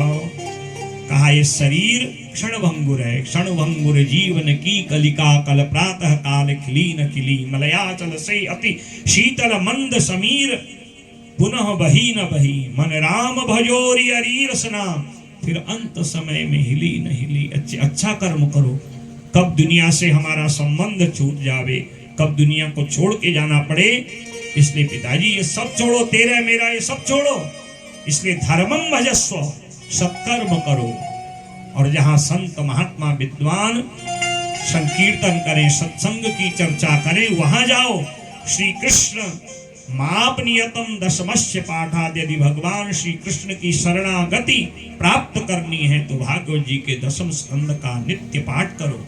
अन्यश्च दोष गुण चिंतन मास मुक्त्वा, मेरा बेटा, मेरी पत्नी, मेरा पड़ोसी, मेरा भाई ये करता है, वो ये सब सारी चर्चा छोड़ो। ये चर्चा कभी पूरी होने वाली, ये बहस कभी किसी की आज तक पूरी हुई बताओ? लड़ाई झगड़ा तो देवता असुरों से चला आया है और एक ही पिता की संतान है। कश्यप महाराज की 13 पत्नियां हैं, दिति से दैत्य हैं, राक्षस हैं, और अदिति से इंद्रादि देवता हैं, और रोज जो है स्वर्ग के लिए लड़ते झगड़ते हैं। ये लड़ाई झगड़ा तो कभी, ये विवाद तो देवताओं का भी कभी पूरा नहीं हुआ। इसलिए जो विवाद से निर्विवाद होते हैं, धन्यवाद निर्विवाद राम नाम कहिए, जाहे विधि राखे राम, ताहे विधि रहिए। धन्यवाद निर्विवाद राम नाम कहिए, ताहि विधि राखे राम, ताहि विधि रहिए। सीताराम सीताराम सीताराम कहिए, सीताराम सीताराम सीताराम कहिए, जाहे विधि राखे राम, ताहे विधि रहिए। जाहि विधि राखे राम, ताहि विधि रहिए। नाता एक राम जी से दूजा नाता छोड़ दे, नाता एक राम जी से दूजा नाता छोड़ दे। आशा श्री राम जी से दूजी आशा छोड़ दे, आशा श्री राम जी से दूजी आशा छोड़ दे। साधु संग राम संग अंग अंग रंगिए, साधु संग राम रंग अंग अंग रहिए, साधु संग राम रंग अंग अंग रंगिए, साधु संग राम राम रंग अंग अंग रहिए। चाहे विधि राखे राम, चाहे विधि रहिए। ओ जाहि विधि राखे राम, ताहि विधि रहिए। चाहे विधि राखे राम, चाहे विधि रहिए। जाहि विधि राखे राम, ताहि विधि रहिए। यही गोकर्ण जी कहते हैं, युक्तो हरेरनुदिनं परिचर्यवासो, केवल चर्चा उसी के नाम की करिए।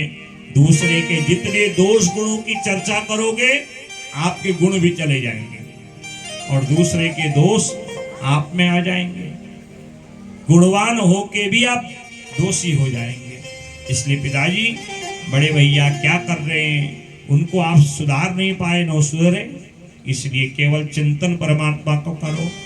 गोकर्ण जी की ज्ञान की बातों से आत्मदेव का हृदय बदल गया, घर छोड़ दिया। जहाँ सत्संग भजन कीर्तन होता, तीर्थों में रहते, आनंद से रहे और भजन करते करते मुक्त हो गए। गोकर्ण जी ने भी घर छोड़ दिया। जहाँ विवाद है उस स्थान को छोड़ देना चाहिए। धुंधुकारी तो वैसे ही दुष्ट है। अब जब खर्चे पर्चे के लिए पैसा माँ नहीं देती थी, माँ को ही मारता था। धुंधुनी ने सोचा इसके हाथ की मार खाने से क्यों खुद न मर जाऊं। गांव में एक कुआं था, डुबकी लगाई सो प्राण त्याग दिए। भाई जैसा बीज बोओगे वही तो परिणाम मिलेगा, बोया आपने है तो लेगा कौन। और एक दिन जब 5 वेश्याओं की इच्छा पूर्ण नहीं हुई, ये 5 वेश्याएं क्या है, हमारी 5 इंद्रियां हैं। नाक सुगंध चाहती है, जिह्वा स्वाद चाहती है, आंख रूप चाहती है, कान शब्द चाहता है, त्वचा स्पर्श का सुख चाहती है। जब इनको ये सुख नहीं मिलता तो आकुल व्याकुल हो जाती है, तो ये मन को जो है बिगाड़ने लगती है। और वैसे ही इन 5 वेश्याओं ने आज इस धुंधकारी को वशीभूत करके कहा लाओ हमारी इच्छा पूर्ण करने के लिए सोना चांदी दुनियादारी। गया राजा के राजमहल से कोष से सोना चांदी चोर के ले आया। 5 वेश्याओं ने सोचा यदि राजा के सैनिकों को पता चल गया तो इसको तो कारागार मृत्युदंड मिलेगा, हमको भी मिलेगा। तो रात को जब इसने खाया पिया, इसको नींद आई तो खाट पर रस्सी से बांधा, जलती लकड़ी से इसकी कुटाई करी। और जब चिल्लाने लगा जो है कोयले जलते हुए इसके मुंह में डाल दिए और तड़प तड़प करके इसकी मृत्यु हो गई। दुष्कर्म किया है, परिणाम प्रेत योनि। गोकर्ण जी को जब पता चला पिता माता भाई का देह शांत हो गया तो तीर्थों में श्राद्ध आदि किया गया, श्राद्ध किए। एक दिन घर की याद आई, गांव में लौट के आए, अपनी टूटी टूटी झुपड़िया को देखा, गांव के लोगों को पता चला। और गोकर्ण तो संत हैं और संत और भगवंत में कोई अंतर नहीं होता। सब लोगों ने स्वागत किया, कहा आज की शीत प्रसादी हमारे घर में, आज का भोजन हमारे घर में हमारा। गोकर्ण जी ने कहा थोड़ी मैं संध्या पूजा कर लूं, तो अपनी टूटी फूटी कुटिया के आगे संध्या पूजन कर रहे थे। सायंकाल का समय था। उसी समय शकिन्वे सह सकृत हस्ति शकृश्च महिषो भवत् शकृत इंद्र शकृश्चाग्नि पुनश्च पुरुषो भवत्। अलग अलग आकृतियों को बदलता हुआ एक जीव आया। कभी हाथी बन जाता, कभी गधा बन जाता, कभी भेड़ बन जाता, कभी कंकाल तंत्र वाला बन जाता। गोकर्ण जी तो गायत्री के उपासक हैं, तो गायत्री के उपासकों को भूत प्रेत का भय नहीं होता। कहा भाई कौन हो, क्यों इतने आकुल व्याकुल होकर के अधीरज हो रहे हो और ऐसी निम्न योनि को प्राप्त हुए हो।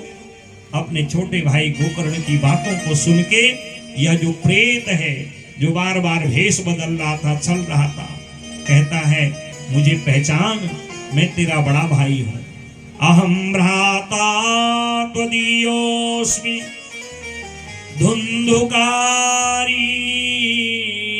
नामतः स्वकीयेनेव दोषेण ब्रह्मत्वं नाशितं मया।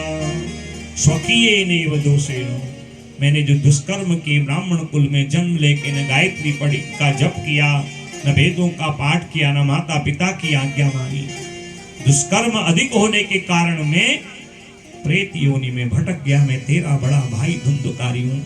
अपने बड़े भाई की ऐसी स्थिति को देख के रात भर गोकर्ण जी को नींद नहीं आई। कैसे मुक्ति हो। प्रातः काल उगते सूर्य का स्तंभन कर दिया, स्थिर कर दिया, उनको प्रणाम किया। तुभ्यम नमो जगत साक्षिन् ब्रूहि में मुक्ति है दुख। मेरे बड़े भाई की मुक्ति का कारण बताओ, कैसे मुक्त होंगे। कहा गोकर्ण तुम ज्ञानी हो, अगर मैं स्थिर हो गया तो संसार की सारी क्रिया नष्ट हो जाएगी, मुझे जाने दो और मैं तुम्हें एक उपाय बताता हूं। श्रीमद्भागवतान मुक्ति सप्ताह वाचनम कुरु। 7 दिन तक अपने भाई को भागवत जी की कथा सुना दो तो प्रेत योनि से मुक्त हो जाएगा। गोकर्ण जी ने सुना, गांव के लोगों को बताया, और गांव में ज्यादातर बांस था, तो बांस का ही मंडप बनाया गया। हम एक बार जो है इलाहाबाद गए थे भागवत जी की कथा सुनाने, तो वहां भी मैंने देखा खूब बांस था, सारा मंडप जो है बांस का ही बना था। तो प्रेत ने देखा मेरा भाई कथा सुनाने व्यास मंडप पे आ गया है, गांव के लोग भी आ रहे हैं, और अगर मैं बैठ के कथा सुनूंगा तो प्रेत को देख के तो सब भाग जाएंगे। तो उसी जो है मंडप पे एक 7 गांठ वाला बांस है, बांस अंदर से खाली होता है, वायु रूप में प्रेत उसमें प्रवेश कर गया। अब सब लोग आए, कथा सुनते थे, कभी कभी ध्यान जो है घर गृहस्थी वाले ने चला ही जाता कथा में।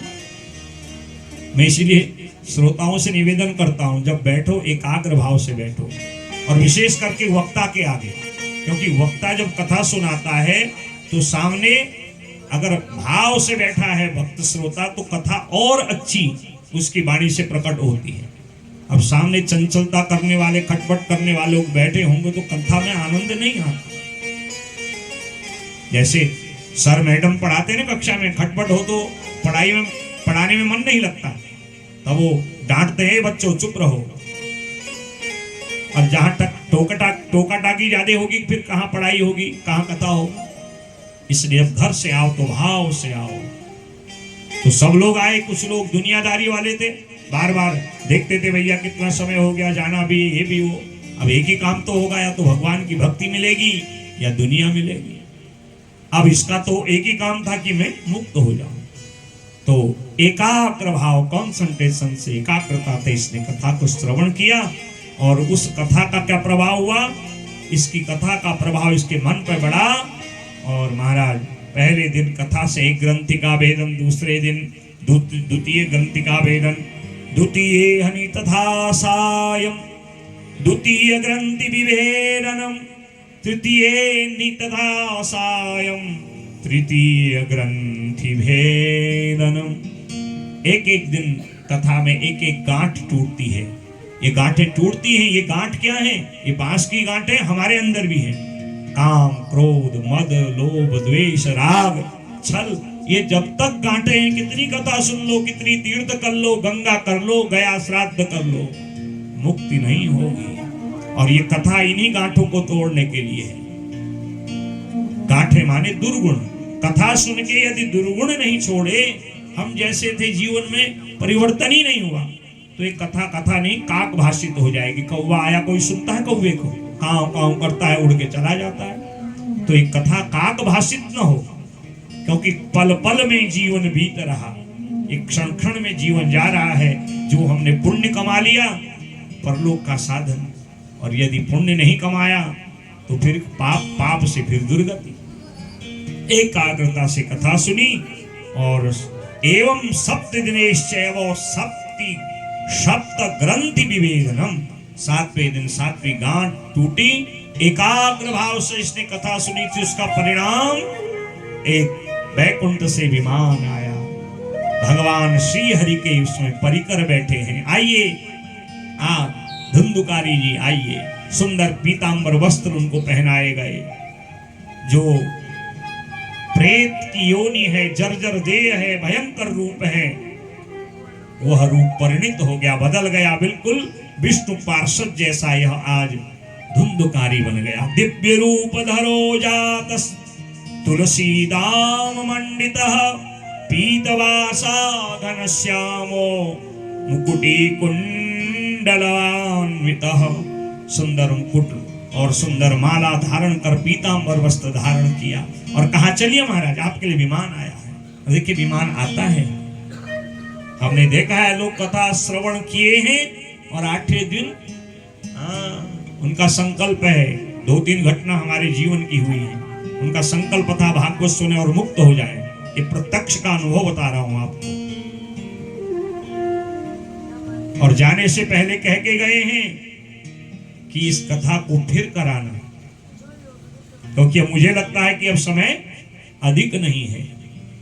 ऐसे ऐसे महापुरुष हैं कथा के द्वारा परम गति को प्राप्त हुए हैं। अब विमान क्यों आएगा? अगर विमान यहाँ पर आ जाए 7वें दिन, जिस दिन पारायण होगा, तो कुछ लोग कहेंगे महाराज अभी तो कथा का भंडारा तो 3 तारीख को है मंदिर में, अभी तो प्रसादी ली नहीं है, आप 31 तारीख को आ गए महाराज, बताओ विमान वाला क्यों आएगा? कोई कहेगा बिटिया की शादी नहीं हुई, कोई कहेगा नहीं नहीं अभी तो मैंने तीर्थ किए नहीं, अभी आधा ही मकान है, जमीन ली है, मकान बनाना है। कोई कुछ बहाने बनाएगा, कोई कुछ बहाने बनाएगा, तो विमान क्यों आएगा? और जिनके मन में संकल्प होता है उनके लिए विमान आता है, इसलिए विमान आया है। और विमान चालक से कहते 1 मिनट रुक जाओ, जिस भागवत के द्वारा मेरी ये सदगति हुई है, जिसने मुझे कथा सुनाई, जिसके द्वारा मुझे ये दिव्य रूप मिला है, मैं उसका तो धन्यवाद कर दूं। ये धन्यवाद की जो प्रक्रिया आज से नहीं पहले से है। और दंडवत प्रणाम किया है भागवत जी को आज इस धुंधुकारी ने, और दंडवत प्रणाम किया अपने भाई को, कहा भले ही तो अवस्था में छोटा है, तेरे ज्ञान से आज मैं मुक्त हो गया। धन्या भागवती वार्ता प्रेत पीड़ा विनाशिनी, धन्य है ये भागवत की कथा। ननाम भ्रातरम सद्यो गोकर्ण मिति चाब्रवीत। अपने भाई को भी प्रणाम किया है, और गोकर्ण जी ने कहा धन्य है भैया, आप भी आज इस भागवत से आप मुक्त हो गए, और इस भागवत की कृपा से धुंधुकारी जैसा प्रेत 7वें दिन मुक्त हो गया। बोले भागवत भगवान की। ऐसी जो भागवत कथा है, सूखे बांस को भी जो जागृत कर दे, जो उसको चेतन कर दे, उसको चटका दे। तो इस कथा को सुन के यदि हमारी ये ग्रंथियां नहीं चटकी, अहंकार में बड़ा बड़ा पद वाला, मेरे पास धन है, संपत्ति है, कौन मेरा क्या कर लेगा। अरे हाथी का बल नहीं रहता, बड़े बड़े पर्वत नष्ट हो जाते हैं, 7 समुद्र जिस काल के ग्रास में सूख जाते हैं, हम आपकी तो बात ही क्या है। इसने मानव तन मिला है, सत्कर्म करो, जो काम मिला है ईमानदारी से करो। नौकरी है, व्यवसाय है, जन सेवा करिए, और स्मरण उसका करिए, चित्त वहां लगाइए, चिंतन उसका करिए, शरीर से सेवा करिए। वही सेवा भगवान की पूजा बन जाती है, वही कर्म धर्म बन के परमात्मा को प्राप्त करा देता है। ऐसी अलौकिक कथा 1 अध्याय में भागवत की विधि बताई है। जब भागवत करने का मन हो, विद्वान ब्राह्मण के पास जाएं।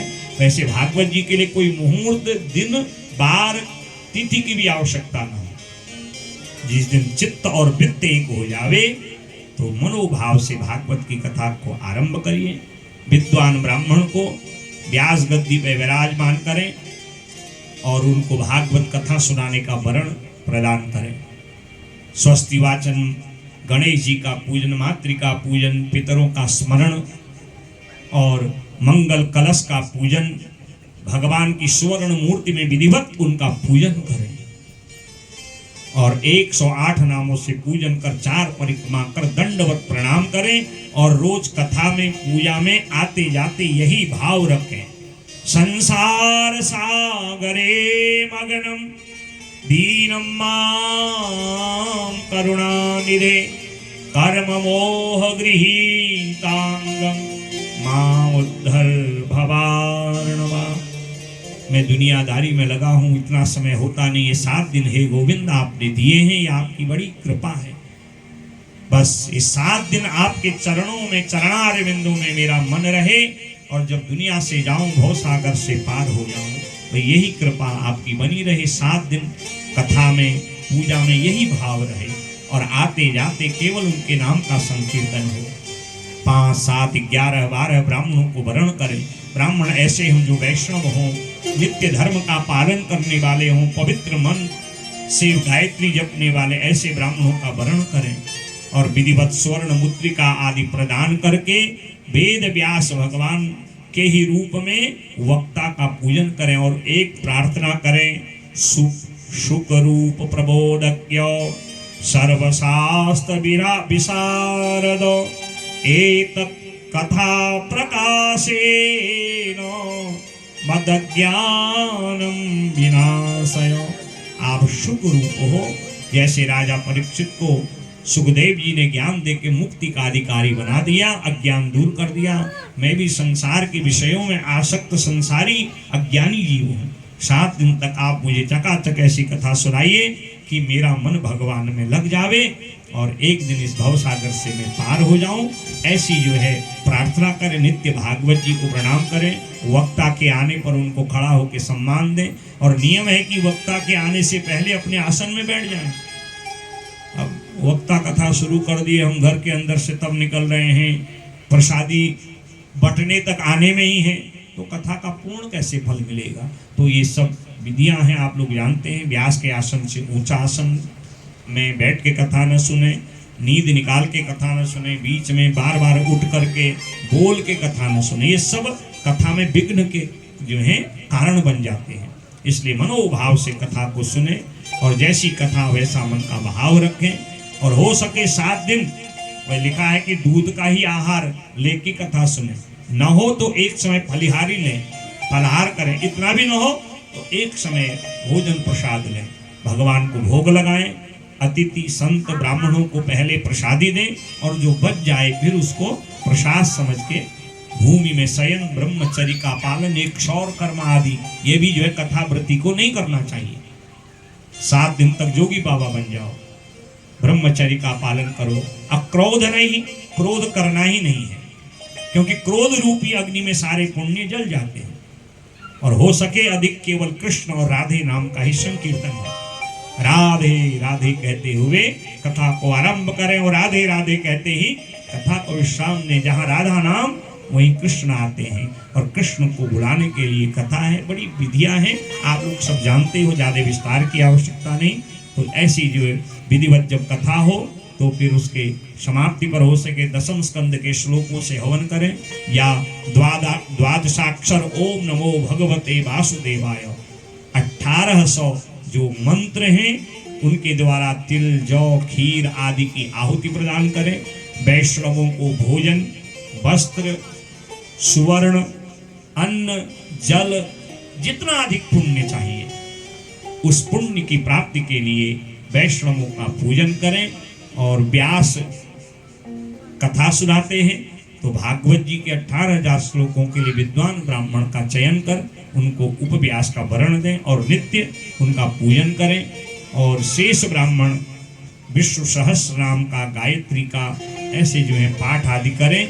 ऐसे विधिवत फिर 7वें दिन विधिवत पूर्णाहुति करके वैष्णवों का पूजन कर, पुस्तक का पूजन कर, अन्न, जल, सुवर्ण, शैया, जो भी गो दान आदि है, उसके द्वारा भागवत की संतुष्टि के लिए, भगवान की संतुष्टि के लिए जैसा मन का भाव है वो अर्पण करें, और भगवान से प्रार्थना करें कि ऐसा अवसर हमें जीवन में बार बार मिलते रहे। आपकी पावनी मंगलकारी कथा को सुन के हमारे हृदय के सारे अमंगल, समस्त क्लेश दूर हो जाएं। ऐसी भागवत कथा के लिए नित्य प्रार्थना करें। ऐसी अलौकिक भागवत है। सनत कुमार जी ने जो नारद को सुनाया, सूति जी ने ऋषियों को, मैंने यथा ज्ञान आपको अपनी बाल बुद्धि से इस कथा को जो है, जो पद्म पुराण अंतर्गत 6 अध्याय हैं उनको सुनाने का प्रयास किया। आज पहला दिन है, थोड़ा विलम्ब हुआ। अब कल से यदि आप लोग समय पे विराजमान हो जाएंगे 12:30-1 बजे से, तो 4:30-5 बजे तक कथा चलेगी और आरती, और आपको लोगों को संकीर्तन आदि भी करना चाहिए। हमें तो कथा का अवसर मिलते रहता है, इससे पहले कथा, उससे पहले कथा, इसके बाद कथा, तो आपको भी इसका संपूर्ण फल मिले तो अधिक से अधिक जो भी करें वो केवल भागवत के निमित्त करें। ये गप सप दुनियादारी तो कभी पूरी होगी नहीं। तो 7 दिन भगवान के हैं, भगवान के ही उत्सव के रूप में मनाया। पहला दिन तो निकल गया, 6 दिन में हम और जितना लाभ ले सकें वो हमें लेना चाहिए। इतना कहते मैं अपनी प्रथम दिन की कथा को विश्राम देता हूँ, और पुनः आपकी मंगल कामना करते हुए आइए पावन नाम संकीर्तन, और उसके बाद आप लोग परिवार सहित आरती करेंगे। बोले भागवत भगवान की। गोविंद मेरो है, गोपाल मेरो है, गोविंद मेरो है, गोपाल मेरो है। गाइए। गोविंद मेरो है, गोपाल मेरो है, गोविंद मेरो है, गोपाल मेरो है। वो तो राधा रमण नंदलाल मेरो है, वो तो राधा रमण नंदलाल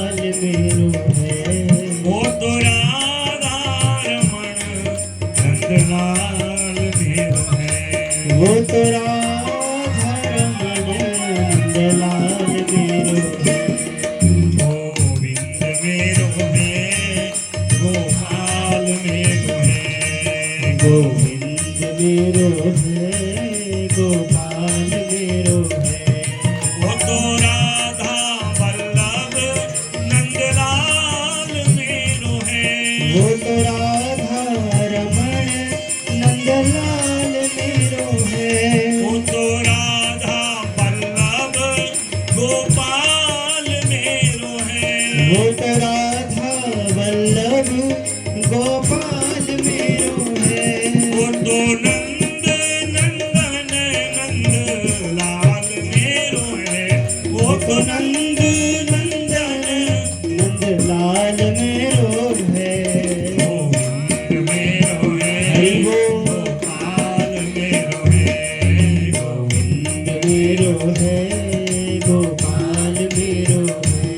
यशोदा नंदन नंदलाल मेरो है।